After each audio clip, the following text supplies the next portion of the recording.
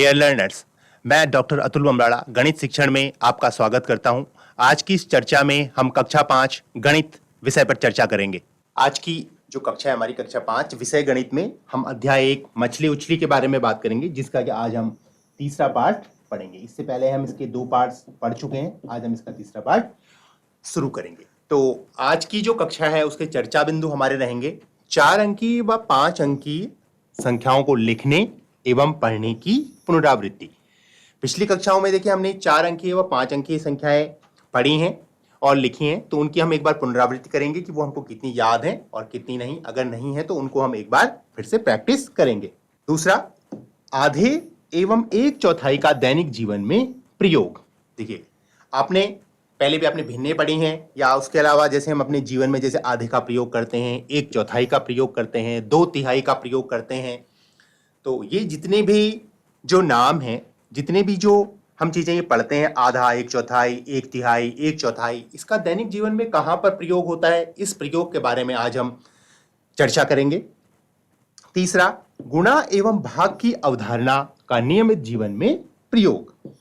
अभी देखिए आपको क्वेश्चंस करने तो आते हैं, अगर हम आपको जोड़ के प्रश्न दे दें, घटाने के प्रश्न दे दें, गुणा के प्रश्न दे दें, भाग के प्रश्न दे दें, तो उनको आप सॉल्व तो कर लेंगे। जैसे कि मैं अगर आपको एक क्वेश्चन ये दे दूं कि 52 से आपको 273 को डिवाइड करना है या भाग देना है, तो भाग तो आप दे देंगे। लेकिन इनको किन परिस्थितियों में प्रयोग किया जाता है?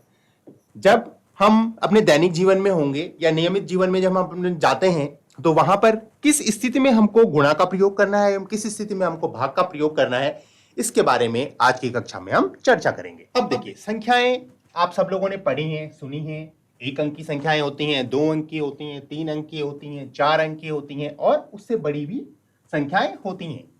तो जैसे कि एक संख्या हम यहां पर लिखते हैं, ठीक है, तो ये संख्या कितनी है? 125। तो ये 3 अंक की संख्या है। अब देखिए इसी प्रकार हमारे पास यहां पर कुछ संख्याएं लिखी हुई हैं। जैसे एक संख्या ये है 3024, इसमें इकाई, दहाई, सैकड़ा और हजार, मतलब ये 1000 अंकों की एक संख्या है। तो अब हमने देखना है कि इनमें से जो ये 4 ऑप्शंस हैं जो यहां पर शब्दों में लिखा हुआ है, इनमें से कौन सा ऑप्शन इसके लिए फिट बैठेगा। अगर आपको ये संख्याएं अगर पढ़नी आती हैं तो आप उसको कर पाएंगे और नहीं तो आप नहीं कर पाएंगे। अब देखिए यहां पर क्या है, 4, 2, 0 और 3, मतलब 1000 वाली एक संख्या है, तो 3024। 3024, तो इसका जो सही ऑप्शन है वो है 3024। दूसरी संख्या है फिर इकाई, दहाई, सैकड़ा और हजार। अब ये भी 4 अंक की संख्या है, 1000 वाली संख्या है और 6 से शुरू हो रही है, 6540। तो इसका सही उत्तर है ये 6540। अब देखिए इकाई, दहाई, सैकड़ा, हजार, 10,000, ये संख्या कितनी है? 10,000 वाली संख्या है और 5 अंकों की संख्या। तो 5 अंकों की जो संख्या होती है वो 10,000 में जाती है, जो 4 अंकों की संख्या होती है वो 1000 में जाती है, 3 अंकों की संख्या सैकड़े में जाती है। तो अब जो इसका सही उत्तर है वो है 97,643। इसी प्रकार हमारे पास एक दूसरी संख्या है इकाई, दहाई, सैकड़ा, हजार, 10,000 और लाख। अभी लाख वाली संख्या है, 5 अंक की संख्या है, लाख वाली है, तो इसका जो सही उत्तर है वो है 5 लाख। एक और संख्या है इकाई, दहाई, सैकड़ा, हजार, 10,000, लाख। जब भी हम हमारे पास जो अंक होते हैं, उन अंकों को अगर हमको पढ़ना है तो हमको दाएं हाथ से शुरू करना है और बाएं हाथ की तरफ चलना है, मतलब इस डायरेक्शन में हमको शुरू करना है। यहां इकाई से शुरू करना है, दहाई, सैकड़ा, हजार, 10,000 और लाख। तो ये संख्या है 3,74,000 और 41। ये 74,000 और 41। तो इसी प्रकार से आपकी जो बुक है, आपकी जो पुस्तक है, उस पुस्तक में बहुत सारी संख्याएं लिखी होंगी, उनको भी आप पढ़ने का प्रयास करेंगे। अब 1000 की संख्या को अंकों में लिखिए। अब 1000 की संख्या के लिए हमको क्या चाहिए? इकाई, दहाई, सैकड़ा और हजार, ठीक है। तो ये हो गई संख्या हमारी 1000। अब इसी प्रकार क्या आप 100,000 लिख सकते हैं? अब देखिए यहां पर एक जो क्वेश्चन आया है वो ये क्वेश्चन आया है कि क्या आप 100,000 लिख सकते हैं। देखिए आपने अभी 1000 लिखा, तो 1000 लिखना, तो 1000 में कितने अंक थे? 4 अंक थे और कितने जीरो थे?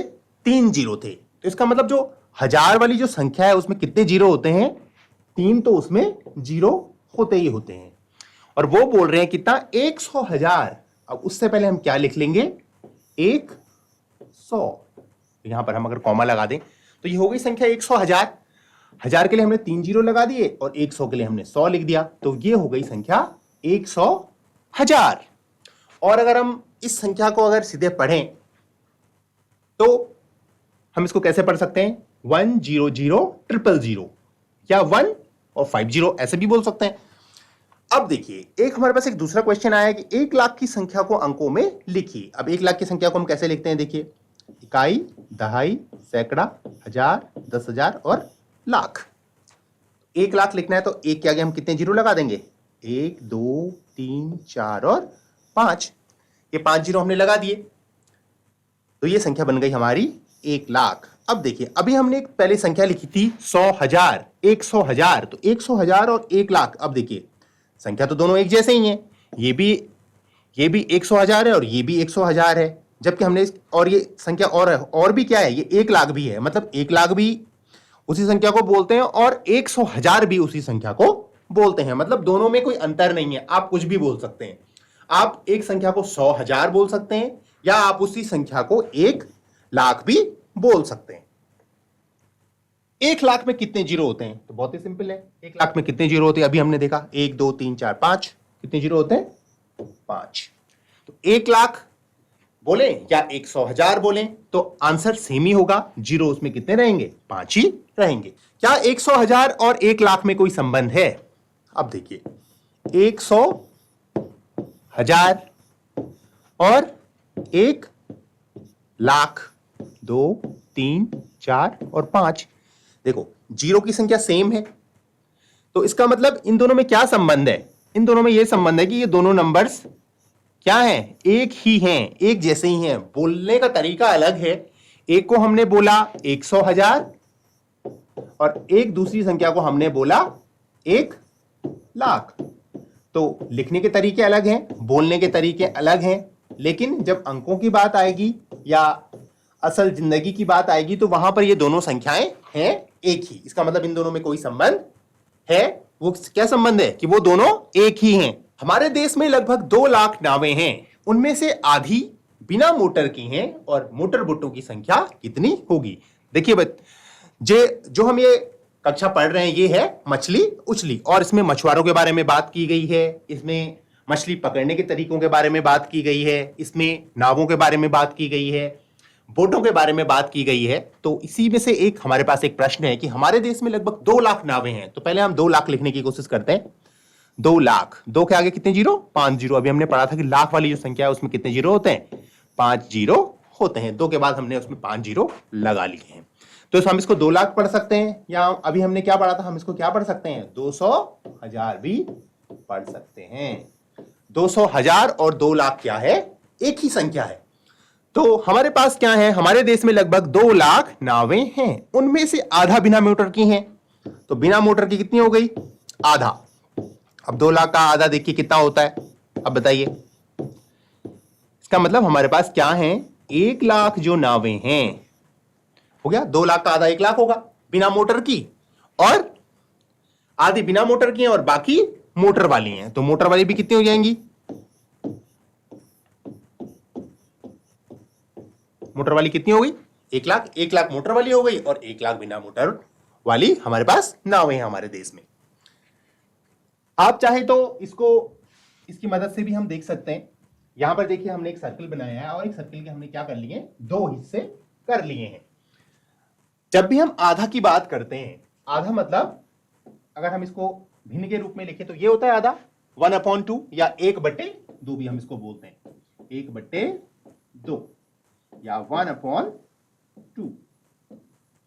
दोनों एक ही हैं।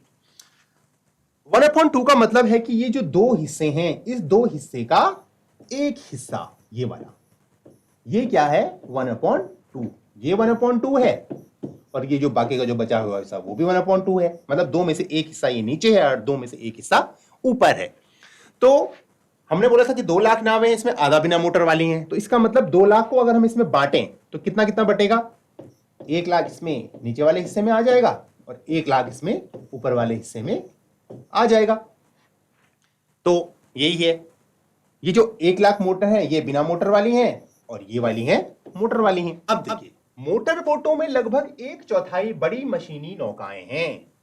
अब देखिए वो क्या बोल रहे हैं कि मोटर बोटों में लगभग 1/4 बड़ी मशीनी नौकाएं हैं। 1/4, अब यहां पर एक वर्ड आया है 1/4। 1/4 मतलब यहां पर हमने फिर से एक सर्कल लिया है, एक वृत्त लिया है और उसके हमने कितने बराबर बराबर हिस्से कर लिए, 4 हिस्से बराबर कर लिए। जब भी हम किसी चीज को बांटते हैं तो उसमें हमको ध्यान हमेशा ये रखना है कि जो हम बांटें वो बराबर बराबर हम चीजों को बांटें, चाहे हम उसे सर्कल के हिसाब से बांट लें, चाहे हम उसे रेक्टेंगल में बांट लें, चाहे हम उसे वर्ग में बांट लें, आयत में बांट लें, कैसे भी बांट लें, लेकिन जो बंटवारे होने चाहिए वो क्या होने चाहिए, बिल्कुल बराबर बराबर होने चाहिए। तो मोटर बोटों में लगभग 1/4 बड़ी मशीनी नौकाएं हैं। अब देखिए मोटर बोट हमारे पास टोटल कितनी थी, अभी हमने पीछे देखा था कि मोटर बोटें हमारे पास कितनी है, 2 लाख तो हम पे देश में क्या है टोटल जो नावें हैं वो हैं। अब मोटर बोटें कितनी थी उसमें, 1 लाख। 1 लाख उसमें हमारे पास मोटर बोट थी। अब उसमें से वो बोल रहे हैं कि 1/4 बड़ी मशीनें हैं। अब देखिए 1/4 का मतलब होता है ये 1/4 या 1/4 या 1/4 भी हम इसे बोल सकते हैं। तो 4 में से एक हिस्सा, मतलब इस 4 में से एक हिस्सा ये वाला, ठीक है, 4 में से ये वाला हिस्सा ये किसका है, मशीनी नौकाओं का। मशीनी नौकाएं मतलब जो मशीनों से चलती हैं, जो नौकाएं, जो हमने बोला था कि जो बहुत सारी मछलियां एक बार में ही पकड़ के ले आती हैं। तो ये मशीनी नौकाएं क्या है, इस 4 हिस्से में से एक ही हिस्से में हैं और जबकि ये टोटल मोटर बोट हम पे कितनी है, 1 लाख। अब 1 लाख का जो ये वाला जो हिस्सा होगा, जो हमने ग्रीन से डिट किया है, ये वाला, ये हिस्सा कितना होगा 1 लाख को अगर हम इसमें बांटे तो 1 लाख को देखिए, 1 लाख का अगर हमको हिस्से करने हैं, अगर 100 रुपए के हमको हिस्से करने हैं 4 तो कितने कितने होंगे, 25 25 25 और 25। वैसे ही ठीक 1 लाख भी है। अब लेकिन ये बड़ी संख्या है, वो 100 छोटी संख्या थी, तो अब हम 1 लाख के हिस्से कर लेते हैं। ऐसे ही 25 के आगे कितने जीरो बढ़ा दें हम, 3 25,000 25,000 25,000 और यहां पर भी 25,000, मतलब 25,000 को हम 4 जगह अगर बांट देंगे तो टोटल 1 लाख हो जाएंगे। तो इसका मतलब हम पे जो टोटल मशीनी नौकाएं हैं वो कितनी हजार हैं। हमारे पास क्वेश्चन क्या था, ये नौकाएं हमारे पास कितनी हजार हैं, तो हम पे कितनी मशीनी नौकाएं हैं टोटल, अभी हमने यहां पे देखा था कितनी, 25,000, मतलब हम पे टोटल कितनी नौकाएं हैं, 25,000। और ये 25,000 आया कहां से, हमने 1 लाख के क्या कर लिए, 4 हिस्से कर लिए। 1 लाख के 4 हिस्से कर लो या 4 से आप 1 लाख में भाग दे दो, एक ही बात है। 4 से अगर आप 1 लाख में भाग दे देंगे तो हमारे पास जो आंसर है वो क्या आ जाएगा, 4 से हम भाग देंगे, देखिए 4 दूने 8, 2 जीरो उतरेगा, 4 पंजे 20 और ये तीनों जीरो ऐसे ही नीचे उतरते रहेंगे, 1 2 3 1 2 3। तो हम पे कितनी हो गई मशीनी नौकाएं, हमारे देश में जो टोटल मशीनी नौकाएं वो हैं 25,000 इस 4 के एक हिस्से में, ठीक है, 1/4 जिसे हम बोल रहे हैं। शायद आप सोच रहे होंगे कि आखिर कितने लोग हैं जिनकी जिंदगी मछलियों से जुड़ी हुई है। देखिए 1 लाख तो सिर्फ कितनी है मशीनी नौकाएं हैं, और मशीनी नौकाएं तो हम पे 25,000 हैं। उससे पहले हम पे कुछ बोटें हैं और कई सारी हम पे नावें हैं, तो टोटल नावें हम पे कितनी थी, 2 लाख हम पे नावें थी। तो सोचिए कि कितने लोग हैं जिनकी जिंदगी मछलियों से जुड़ी हुई है।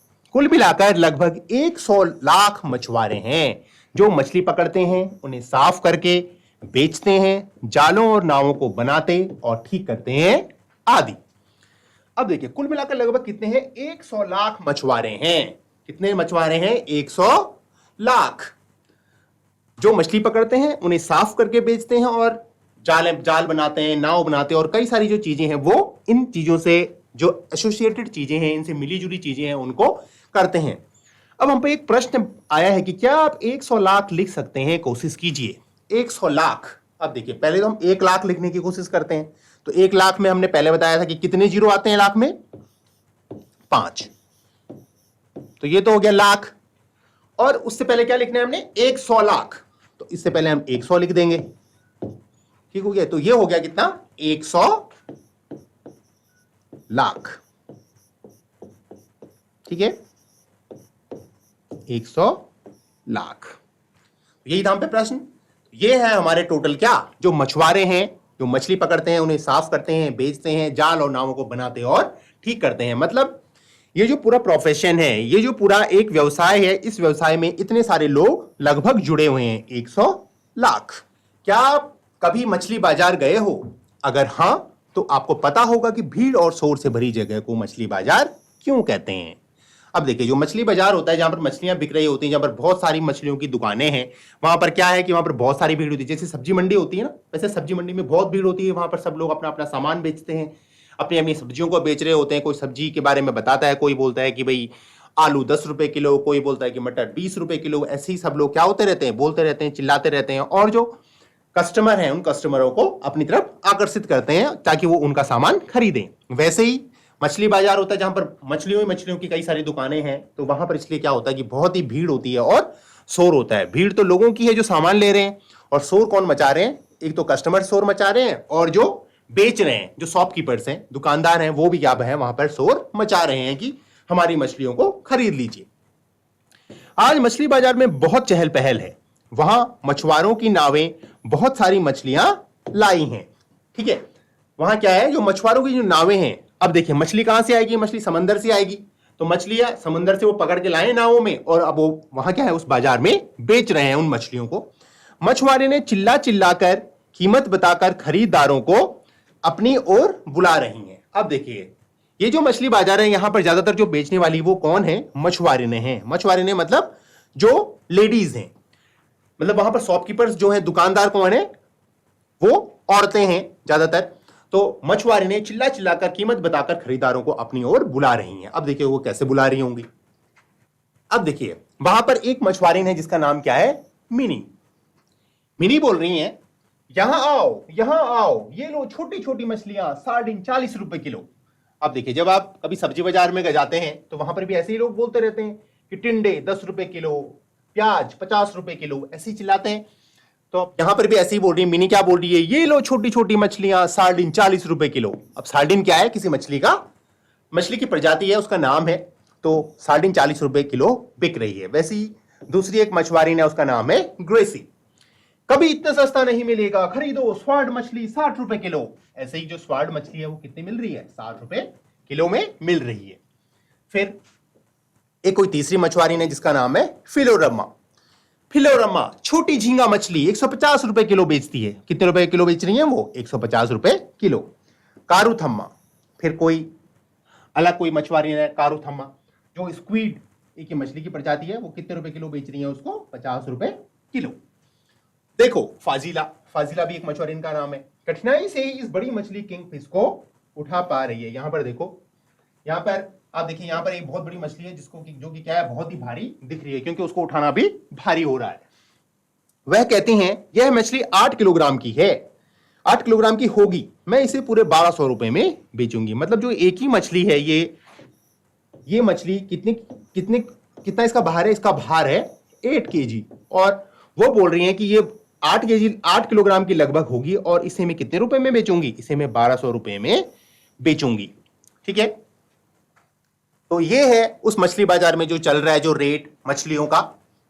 अब देखिए ये, ठीक है, ये जो चीजें हमने यहां पर देखी हैं, ये सारी चीजें हमने अब इस टेबुलर फॉर्म में यहां पर लिख ली हैं। मिनी क्या बेचती हैं, सार्डिन बेचती हैं, कितने रुपए किलो, 40 रुपए किलो। वैसे ग्रेसी हैं, ग्रेसी क्या बेचती है, स्वाड मछली को बेचती हैं 60 रुपए प्रति किलो। वैसे ही फिलोरम्मा है, वो झींगा मछली बेचती हैं, कितने रुपए किलो, 150 रुपए प्रति किलो।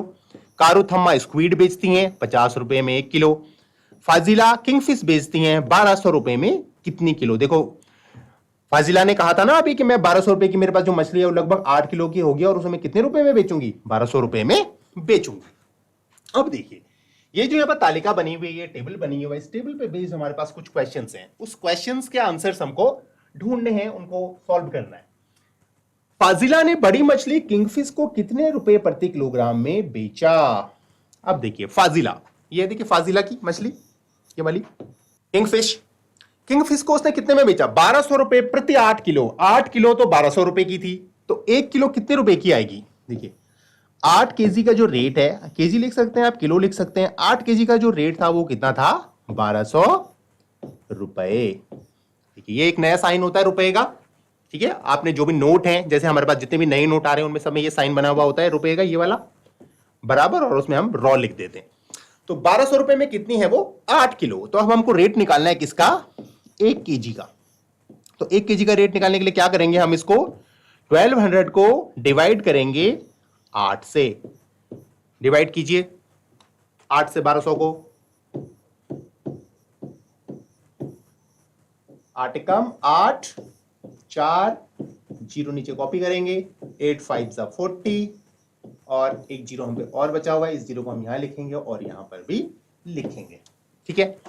तो कितने? 150 रुपए। तो 1 किलो कितने में बिकी? इसका मतलब हाजिला ने बड़ी मछली किंगफिश को कितने रुपए प्रति किलोग्राम में बेचा? प्रति किलोग्राम का मतलब होता है 1 किलोग्राम। 1 किलोग्राम उसने बेचा आपका 150 रुपीज में, मतलब 150 रुपए में 1 किलो बिकेगी। तो 8 किलो कितने में बिकेगी? 1200 रुपए में, क्योंकि इतनी बड़ी मछली तो कोई लेगा नहीं। अगर कोई नहीं खरीदेगा उस बड़ी मछली को एक बार में, तो उसको क्या करना पड़ेगा? उसे टुकड़ों में बेचना पड़ेगा, उसे काट के बेचना पड़ेगा। तो इसलिए उन्होंने क्या किया? उसको कट किया और 150 रुपए प्रति किलो के हिसाब से बेचा। अब देखिए फिर एक दूसरा क्वेश्चन है कि आज फिलोरम्मा 10 किलोग्राम झींगा मछली बेच चुकी है, ठीक है, उसे उसके लिए कितने पैसे मिले होंगे? आज फिलोरम्मा 10 किलोग्राम झींगा मछली बेच चुकी है। अब देखिए ये है फिलोरम्मा, उन्होंने बेची है कौन सी मछली? झींगा मछली, और कितने बेची है? 150 रुपए का 1 किलो। और कितनी बेच चुकी है वो? 10 किलोग्राम बेच चुके हैं। तो उन्हें कितने पैसे मिले होंगे? तो उन्हें मिले होंगे, तो आप लिखेंगे फिलोरम्मा भी लिख सकते हैं आप, फिलोरम्मा को मिले होंगे कितने? बराबर 150। 150 को आप किससे मल्टीप्लाई करेंगे? कितने बेच चुकी हैं? 10। तो 150 को हम क्या करेंगे? 10 से मल्टीप्लाई करेंगे। तो 150 को 10 से मल्टीप्लाई करने पर देखिए 1 जीरो और 1 जीरो, तो ये तो हम 2 जीरो तो हम ऐसे उतार देते हैं यहाँ पर, और 15 बन जा 15। तो उन्हें कितने पैसे मिले होंगे? उन्हें इसकी कितने मिल गए हैं? 1500। तो इसका आंसर जो है इस क्वेश्चन का वो है 1500 रुपीज उन्हें मिले होंगे इस झींगा मछली को बेचने में। किसे? फिलोरम्मा को। फिर हमारे पास एक अलग क्वेश्चन है, ग्रेसी ने 6 किलोग्राम स्वॉर्ड फिश बेची। कितनी बेची ग्रेसी ने? ये देखिए ग्रेसी ने स्वॉर्ड फिश बेची 6 किलोग्राम, ठीक है। मिनी ने ग्रेसी जितने ही पैसे कमाए, मिनी ने कितने किलोग्राम सार्डिन बेची है? पहले तो हम ये देखते हैं कि ग्रेसी ने 6 किलोग्राम स्वॉर्ड फिश कितने में बेची होगी। तो हम देखेंगे कि ग्रेसी ने बेची, कितनी बेची उन्होंने? 6 किलोग्राम बेची, और 1 किलोग्राम का रेट कितना था? 60। तो उन्होंने कितने रुपए कमाए? 360 रुपीज बेची और कमाए। कितने कमाए उन्होंने? 360 रुपीज। अब 360 रुपीज तो उन्होंने कमाए। अब वो बोल रहे हैं कि मिनी ने कितने किलोग्राम सार्डिन बेची, क्योंकि मिनी ने भी उतने ही पैसे कमाए। अब देखिए मिनी की बात करते हैं, मिनी ये है। अब मिनी की जो मछली है सार्डिन, वो 40 रुपए प्रति किलो है, जबकि उसने पैसे कितने कमाए? 360 ही कमाए। तो वो बोल रहे हैं कि मिनी ने कितने किलोग्राम सार्डिन बेची। तो अब हम लिखेंगे मिनी ने बेची, कितनी बेची होंगी उन्होंने? अब देखिए कमाई उसने 360, अब 360 उन्होंने कमाए, और जो उसका रेट था वो क्या था? 40। तो 40 से हम उसको क्या कर देंगे? डिवाइड करेंगे, और 49 जा 360। तो इसका मतलब उसने कितने बेची? 9 केजी। जो मिनी ने कितने किलोग्राम सार्डिन बेची? तो मिनी ने कितनी बेची? 9 केजी। 9 केजी उन्होंने सार्डिन बेची, और उसके लिए उन्हें 360 रुपीज मिले, क्योंकि उन्होंने उतने ही पैसे कमाए जितने की ग्रेसी ने कमाए थे। क्लियर है? अब देखिए बसीर के पास 100 रुपए हैं। अब देखिए वहां पर कोई खरीदार गया है, वहां पर कोई कस्टमर गया है, बसीर है जिनका नाम, उन्होंने के पास 100 रुपए हैं। उसने 1/4 पैसे स्क्वीड पर, अब देखिए फिर से 1/4 वर्ड आया, पैसे स्क्वीड पर खर्च किए, और 3/4 पैसे झींगा मछली पर खर्च किए। अब देखिए फिर से हम वो सर्किल बनाते हैं, क्योंकि अब हमने बात करनी है किसकी? 1/4 की। अब देखिए सर्किल बनाया, इसके हमने 4 हिस्से किए। अब 1/4, अभी 100 रुपए को हमने बांटना है। एक चौथाई। 100 रुपए के अगर हम इसके हिस्से कर लें चारों में तो कितने हो जाएंगे? 25 25, 25 25 25 और 25। ये तो हो गए बसीर के टोटल रुपए। एक चौथाई पैसे उन्होंने स्क्वीड पे खर्च किए। एक चौथाई मतलब कितने रुपए? 25 रुपए, क्योंकि 100 का एक चौथाई कितना हो गया? 100 को एक चौथाई मतलब 100 गुणा गया 1/4 या 100/4, तो वो हो गए आपके 25 रुपए। 25 रुपए की उन्होंने क्या खरीदी? स्क्वीड। अब देखिए कहां पे स्क्वीड, ये है स्क्वीड, ठीक है। तो अब स्क्वीड 50 रुपए किलो है, तो स्क्वीड पे कितने खर्च किए उन्होंने? स्क्वीड पे खर्च किए, स्क्वीड पे टोटल खर्च किए उन्होंने कितने? 25 रुपए। तो स्क्वीड पर खर्च हुए 25 रुपीज, ठीक है। और 3/4 पैसे झींगा मछली पर खर्च किए। तो उसने कितने किलोग्राम स्क्वीड खरीदी? अब देखो 25 रुपए की उन्होंने खरीदी और स्क्वीड का जो रेट है वो 50 रुपए किलो है, तो इसका मतलब कितनी स्क्वीड खरीदी होगी उन्होंने? 1 किलो का रेट है 50 और आधा किलो का रेट क्या होगा? 25। आधा किलो क्या खरीदी उन्होंने? आधा किलो बोल सकते हैं, या आधे किलो को हम, और अगर हम ग्राम में लिखना चाहे तो कितने लिखेंगे हम इसे? 500 ग्राम। 500 ग्राम मछली खरीदी उन्होंने, जिसके लिए उन्होंने कितने चुकाए? 25 रुपए, क्योंकि उन्होंने सिर्फ 1/4 पैसे ही खर्च किए इस स्क्वीड को खरीदने में, ठीक है। अभी देखिए उनके पास 3/4 बचे हुए हैं। 3/4 का मतलब है उनके पास अभी 75 रुपीज बचे हुए हैं। ये 25 उन्होंने खर्च कर दिए जिसमें उन्होंने स्क्वीड खरीदी। अब उसने कितने किलोग्राम झींगा मछली खरीदी? अब देखो झींगा मछली, ये है देखिए झींगा मछली, ये कितने रुपए किलो है? 150 रुपए प्रति किलो। और अभी कितने रुपए बचे हुए हैं उनपे फिर से बचे हुए हैं अभी 75 रुपीज उनपे बचे हुए हैं। तो 75 रुपए में कितने खरीद पाएंगे वो? 150 रुपए का 1 किलो है, तो 75 रुपए का आधा किलो, फिर से वो आधा किलो लेंगे, आधा किलो या 500 ग्राम। 500 ग्राम वो लेंगे झींगा मछली और 500 ग्राम ही वो लेंगे स्क्वीड। इतने पैसे में वो सिर्फ इतना ही ले पाएंगे, क्योंकि उनके पास सिर्फ 100 ही रुपए हैं, ठीक है। क्लियर है? अब ये देखिए महिलाओं का मछली बैंक। अब देखिए आप सोचेंगे कि जैसे बैंक है, बैंक में हम क्या करते हैं? बैंक में हम अपने पैसे जमा करते हैं, वहां से पैसे निकालते हैं। वैसे ही जो मछुआरे हैं उन्होंने भी क्या बनाया है? अपना एक मछली बैंक बनाया है। मछली बैंक की बैठक अभी शुरू ही हुई है। फाजिला इसकी अध्यक्ष हैं। 20 मछुआरियों ने मिलकर अपना एक बैंक बनाया है। हर एक 25 रुपए हर महीने बचाती है और बैंक में जमा करा देती है। अब देखिए मछली बैंक की बैठक अभी शुरू हुई है और जो अध्यक्ष हैं वो कौन है? फाजिला, जिनके पास तो सबसे बड़ी वाली मछली थी 8 किलो वाली। अब 20 मछुआरियों ने मिलकर अपना एक बैंक बनाया है और वो हर महीने कितने डालती हैं? उसमें 25 रुपीज डालती हैं। यह समूह प्रति माह कितना पैसा इकट्ठा करता है? अब देखिए कितने लोग हैं वो लोग हैं टोटल 20 मछुआरे हैं, और एक महीने में वो कितने कितने डालती हैं? उसमें 25 रुपीज वो उसमें डालती हैं। तो हर महीने प्रतिमाह का मतलब होता है हर माह कितना पैसा इकट्ठा करता है यह समूह। ये 20 लोगों का एक ग्रुप है, 20 मछुआरों का एक ग्रुप है, तो 20 को हम 25 से मल्टीप्लाई कर देते हैं। 25 जीरो का जीरो और 25 दूने 50, 500 रुपए।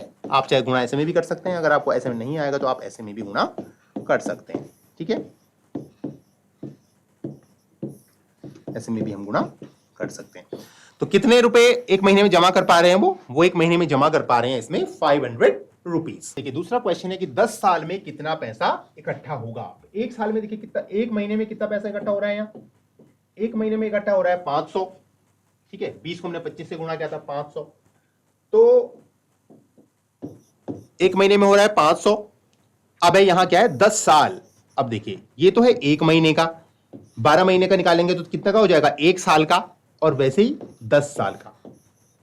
तो एक साल में तो होगा 12 इंटू 500 और 10 साल में होगा 10 को भी हम इससे गुणा कर देंगे। तो इन तीनों को हम एक साथ गुणा करेंगे तो 500 गुणा 12 को 10 से गुणा करेंगे तो 120, और इन दोनों को फिर से हम एक बार और गुणा करेंगे तो 3 जीरो है और 12 5 जा 60। तो वो 10 साल में कितना जमा कर पा रहे हैं वहां पे?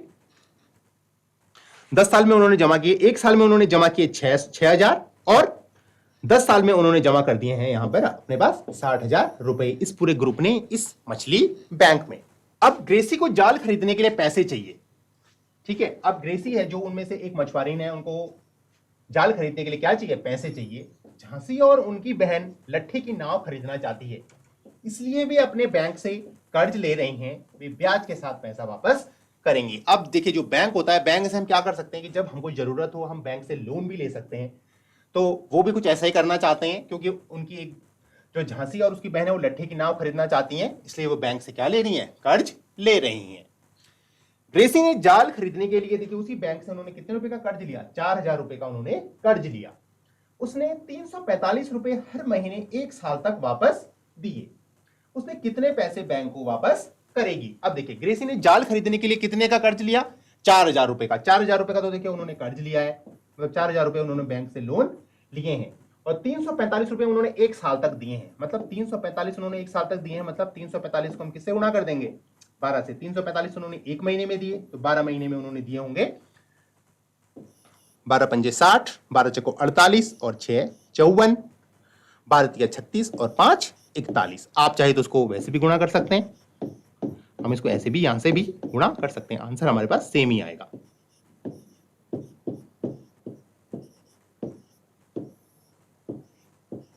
ठीक है,